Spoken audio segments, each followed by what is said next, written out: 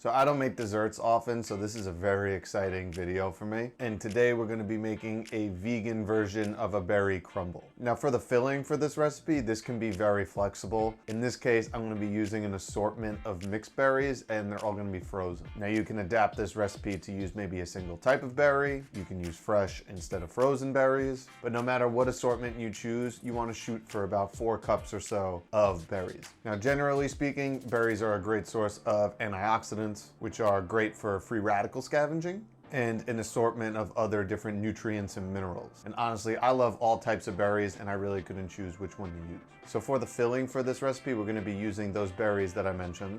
We're gonna be adding a little bit of maple syrup as a sweetener. Now this can be omitted if you want. And because it's the fall, I might add a touch of cinnamon, but again, this could be omitted. You're also gonna need water as these berries kind of stew down, so keep that in mind as you're going. So the first thing we need to do for this recipe is get our oven preheated to 350 degrees. Once that's done, it's gonna be time to stew our fruit down. Now, like I mentioned earlier, I'm gonna be using frozen berries today. The reason I'm using frozen is because I prefer the way they stew down into a jam, even more so than fresh, but that's a personal preference.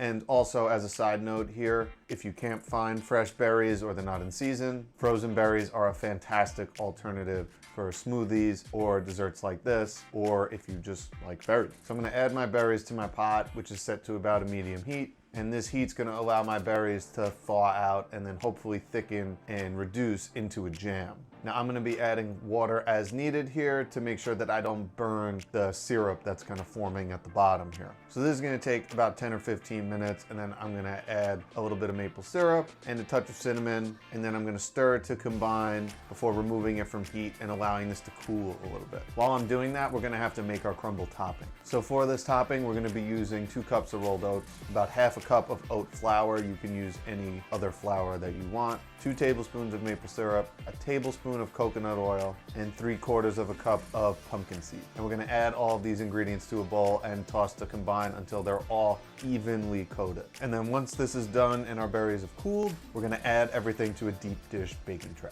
So first we're gonna layer it with all of our berries that we stewed down. Then we're gonna add our crumble topping, and then we're gonna pop this in the oven for 20 to 25 minutes, again set to 350 degrees. And we're really looking for that top to get crispy and golden. Then once it's done in the oven, we wanna again allow this to cool. Allowing this to cool makes it easier to cut the crumble, because if you cut it while it's too hot, it may just fall apart. So allowing it to cool to at least room temperature will allow you to make cleaner cuts if you're looking to serve it. So if you're looking for a healthier version of a dessert, I hope you try this one out, and I would love to know what you think in the comments. Personally, like I mentioned, I don't make a ton of desserts, and this is one of the few that I really like. So I'm interested to see your opinion on it. So I hope you give this a try. I think this is a fantastic fall recipe, and love to see what you think. See you next Thursday.